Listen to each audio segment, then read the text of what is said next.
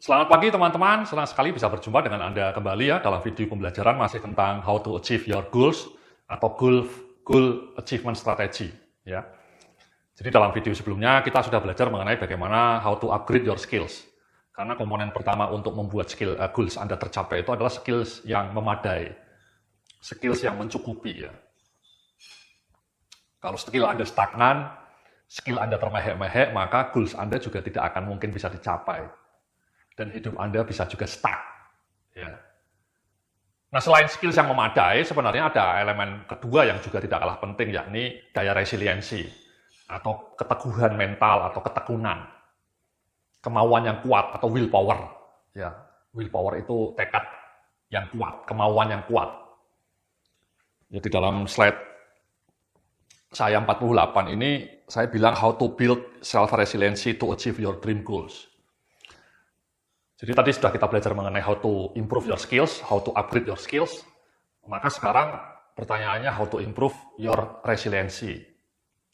Bagaimana caranya membangun daya resiliensi Anda sehingga goals Anda yang indah itu atau your dream life itu bisa tergapai dengan sukses. Ya.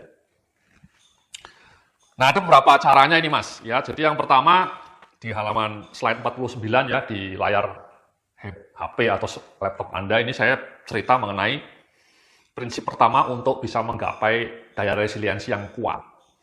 Yakni start small, take first tiny steps, lalu temukan sense of progress. Ini menurut saya filosofi yang sangat penting ini teman-teman. Jadi ternyata memang berbagai studi ilmiah menunjukkan bahwa perubahan besar dalam hidup Anda itu ternyata justru bisa dilakukan dengan langkah kecil di awal gitu ya. Jadi small step yang Anda lakukan di awal itu ternyata lama-lama bisa membuat perubahan besar.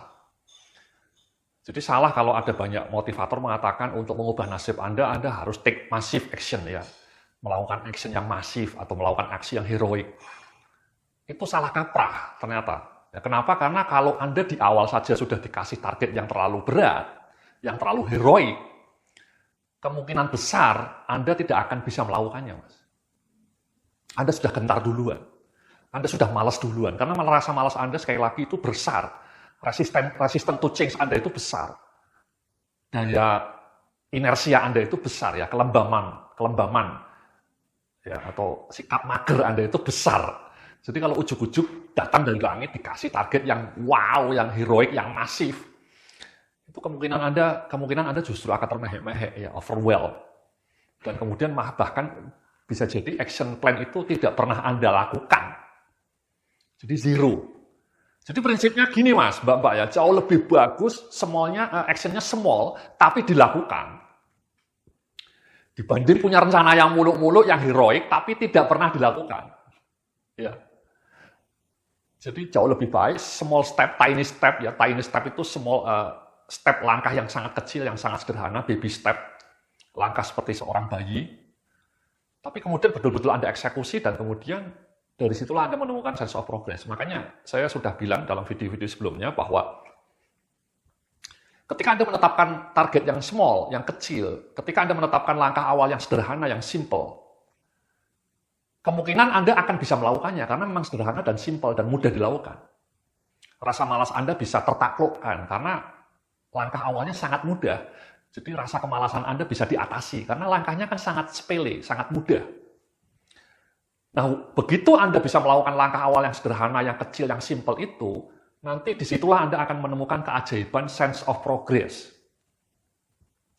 Oh, ternyata saya bisa ya. Ternyata saya bisa.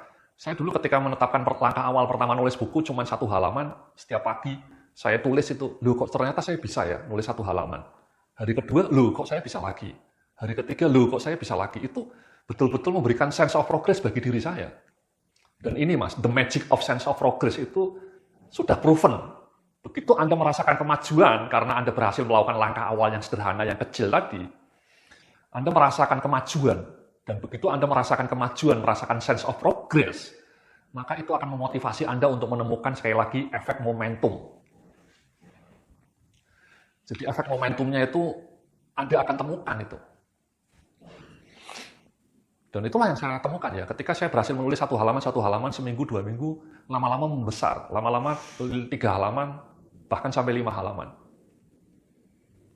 Sama, dulu saya memulai jalan kaki itu cuma 2 menit, 3 menit ya, keliling di depan rumah, bolak-balik. Tapi dari 2 menit itu tumbuh menjadi 10 menit, tumbuh menjadi 15 menit, dan sekarang 30 menit. Rutin tiap hari gitu ya. Nah, begitu Anda menemukan ritme yang besar, yang misalnya bisa membaca buku sampai 1 jam, dilakukan tiap hari. Itu kan powerful dampaknya, signifikan. Tapi itu dulu dimulai dengan membaca 1 halaman saja. Itu Mas ya, sekali lagi prinsipnya ya. Jadi temukan small step action plan Anda, tadi saya sudah bilang, aturan 2 menit. Cukup lakukan semua action plan Anda yang butuh waktu 2 menit, lakukan 2 menit saja. Kemudian pelan-pelan rasakan kemajuan, dan kemudian Anda akan menggulung sendirinya. Kenapa banyak orang menjadi menyerah, tidak berhasil, atau di tengah jalan menyerah karena tidak menemukan sense of progress? Ya. Kenapa tidak menemukan sense of progress? Karena targetnya terlalu mulu-mulu, Mas. Jadi untuk mengakali itu, ya triknya, hackingnya. Untuk mengakali sense of progress, tentukan target yang kecil, yang rendah aja. Yang rendah. Jangan segini, apalagi segini gitu ya. Terlalu tinggi gitu ya. Tentukan target action yang sangat sederhana, dan karena sederhana, karena simple, hampir pasti Anda akan bisa melampauinya. Dan karena bisa melampauinya, Anda akan menemukan sense of progress. Itu triknya, Mas. Anda menjadi putus asa karena mungkin targetnya terlalu mulu-mulu, ekspektasi Anda terlalu tinggi. Jadi ketika Anda sudah action, ternyata targetnya tidak terlampaui, atau ekspektasinya tidak terlampaui, Anda malah down. Ya, motivasi Anda turun, dan kemudian Anda lama-lama surut, dan kemudian zero action. Jangan seperti itu, Mas. Hidup Anda akan stagnan selamanya kalau seperti itu. Oke? Nah, yang kedua ini, Mas, ya teman-teman, ya Mbak-mbak, ya Bapak, Ibu-ibu, ya lakukan mental contrasting. Di slide 50 ini. Mental contrasting itu intinya gini, Mas. Mbak-mbak, ya, Anda mencoba membayangkan kira-kira problem apa yang akan Anda temui ketika Anda melakukan action. Dan kemudian langsung dibayangkan solusinya apa. Ya. Dan kemudian bahkan Anda juga langsung merumuskan kapan Anda akan melakukan solusi itu. Jadi itu namanya kontras. Kontras itu kan ada problemnya berat, Anda kemudian kontraskan dengan solusi yang akan Anda ambil. Penelitian menunjukkan kalau Anda melakukan perenungan seperti itu, imajinasi seperti itu, membayangkan problem yang akan terjadi, dan kemudian langsung juga membayangkan solusi apa yang akan Anda ambil, bahkan termasuk kapan Anda akan melakukan solusi itu, dibayangkan, itu akan membantu, Mas. Membantu ketika Anda betul-betul mengeksekusinya. Anda menjadi lebih efektif ketika mau melakukan action itu. Bahkan mendorong, memotivasi Anda untuk betul-betul segera mengeksekusi solusi itu. Itu namanya mental contrasting. Jadi di halaman 51 ini saya ngasih keterangan yang lebih detail ya. Apa itu mental contrasting? Bisa Anda baca di layar Anda. Jadi Anda membayangkan kendala, hambatan, atau problem apa yang akan Anda temui dalam proses perwujudan goals Anda. Lalu pikirkan dan bayangkan langkah konkret apa yang akan Anda lakukan untuk mengatasi kendala dan hambatan tersebut. Kemudian Anda pikirkan juga secara spesifik kapan langkah-langkah tersebut benar-benar akan Anda jalankan. Jadi inilah step dari mental contrasting. Ya, pikirkan problemnya, pikirkan solusinya, pikirkan kapan Anda akan melakukan solusi itu. Itu akan membuat otak Anda menjadi lebih bersemangat, teman-teman. Seringkali ketika Anda menemui problem, itu Anda langsung stuck. Anda fokus pada kesulitan demi kesulitan. Jangan.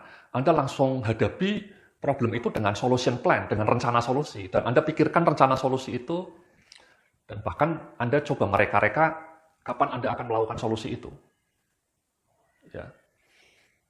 Itu akan membantu Anda untuk bergerak maju, teman-teman. Ya, bergerak maju, melakukan action Anda. Oke? Nah, yang di halaman berikutnya, di halaman slide berikutnya, supaya Anda punya daya resiliensi yang tangguh itu, hindari brain fatigue atau kelelahan mental pikiran. Ya. Brain fatigue itu pikiran Anda lelah, Mas. Ya. Mengalami bahasa lainnya decision fatigue. Ya. Kelelahan karena Anda terlalu banyak hal yang harus dipikirkan dan diputuskan. Apa solusinya? Solusinya kalau bisa ya, Anda mengurangi hal-hal kecil yang annoying yang harus Anda putuskan. Misalnya tiap hari Anda mikir nanti makan siang di kantor makan apa ya, makan siang apa, itu decision kecil seperti itu kelihatannya sepele. Tapi ternyata penelitian menunjukkan Anda mikir mau mutusin mau makan siang apa itu menggerus energi willpower Anda, teman-teman. Ya. Atau ketika di kantor, Anda kerjanya serabutan, ya, tidak punya pola, tidak punya sistem. Anda nyimpen foldernya sembarangan, Anda nyimpen ATK, alat tulis kantor Anda sembarangan, sehingga ketika mau mencarinya aja butuh waktu, mikir, di mana ini saya nyimpen file saya di mana. Itu juga menggerus willpower Anda, Mas. Ya. Kalau Anda kerja tidak pakai habit, tidak pakai ritual, itu seringkali akan mudah menggerus willpower Anda. Anda terjebak multitasking yang tidak produktif, gitu ya.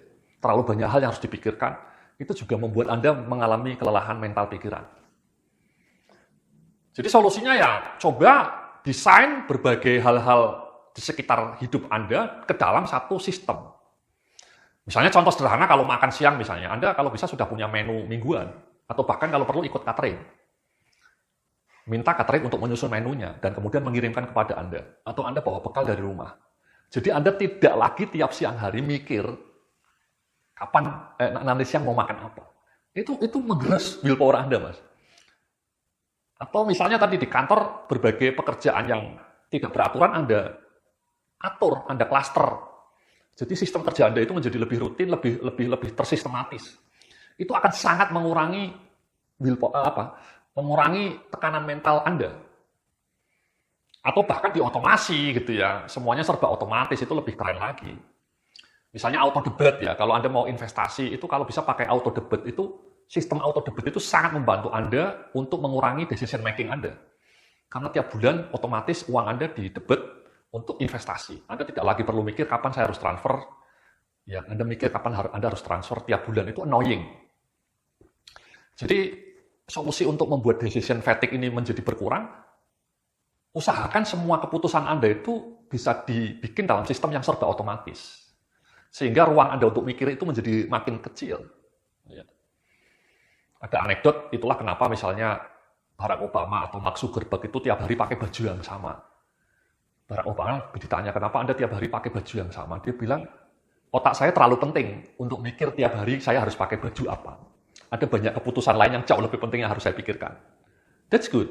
Ya, jadi keputusan untuk pakai baju apa tiap hari itu hilangkan itu.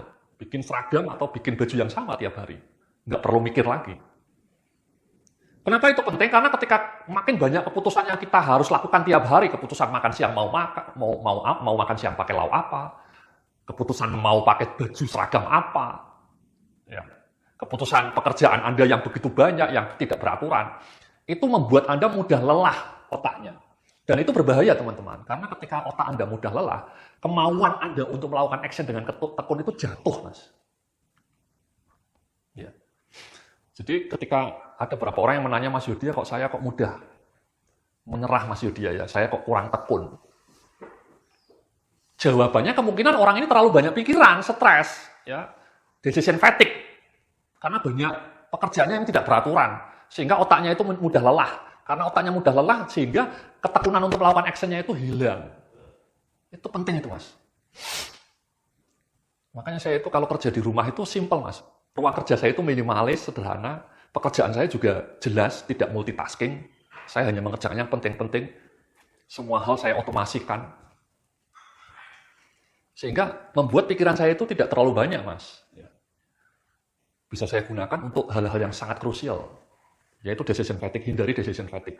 Ya, jadi jangan mikir hal-hal yang terlalu annoying, yang hal-hal kecil yang annoying. Nah, di halaman berikutnya ini saya bilang, cara untuk membuat daya resiliensi Anda juga hebat tuh always move your body. Ya. Always move your body. Bahasa Indonesianya rajin olahraga, Mas. Jadi ini saya berulang kali saya mengatakan, karena ini penting sekali. Ratusan riset ilmiah menunjukkan kalau Anda rajin bergerak, menggerakkan tubuh Anda, entah goes, entah jalan kaki, entah jogging, entah yoga, entah renang. Otak Anda itu mekar, Mas. Otak Anda itu menjadi sumringah. Dan itu sangat penting. Kenapa?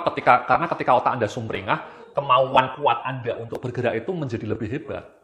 Ada sebuah studi yang menunjukkan bahwa kalau orang yang rajin olahraga itu lebih konsisten ketika melakukan action dalam pekerjaannya. Itulah kenapa banyak CEO di Silicon Valley, di Eropa, di Amerika sana itu rajin olahraga. Bahkan banyak CEO yang ikut lomba lari maraton.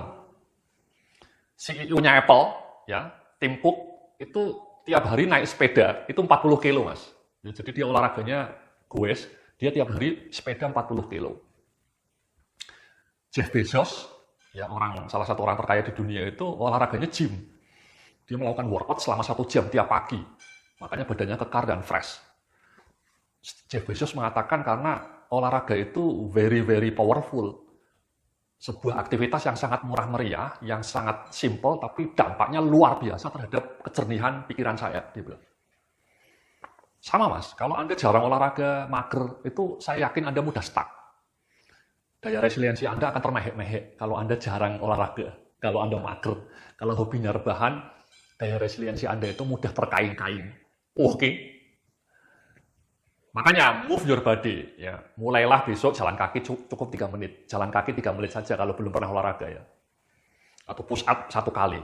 Ya, tiap sore push up 1 kali atau setelah bangun tidur push up just 1 push up.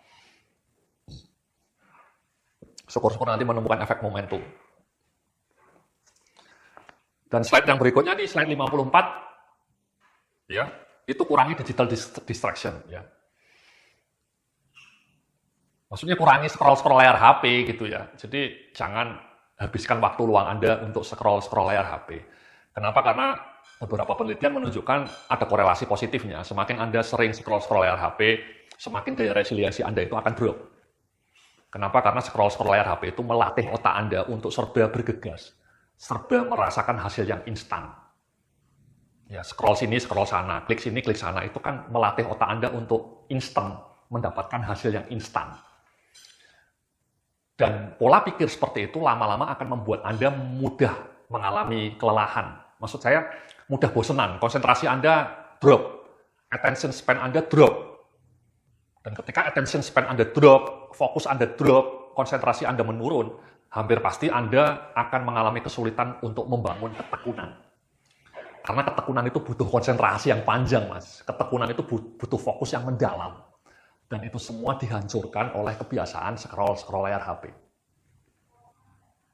Jadi dangerous, makanya kurangi durasi scroll layar HP. Lebih baik alokasikan waktu malam Anda itu untuk membaca buku.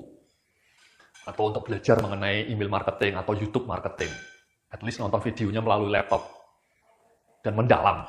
Anda nonton video ini kalau bisa juga di laptop, Anda kemudian praktekkan. Itu jauh lebih bagus daripada scroll layar HP. Oke? Jadi itulah Mas, beberapa cara untuk membuat resiliensi Anda tumbuh.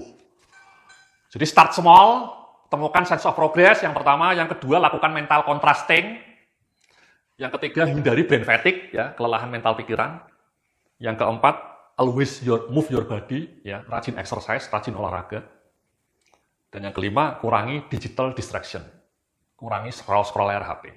Oke. Itu 5 hal yang sederhana kan sebenarnya ya, yang jarang kita lakukan. Tapi kalau Anda melakukannya dengan tekun, saya yakin willpower Anda akan meningkat dan ketekunan Anda akan cetar membahana, Mas.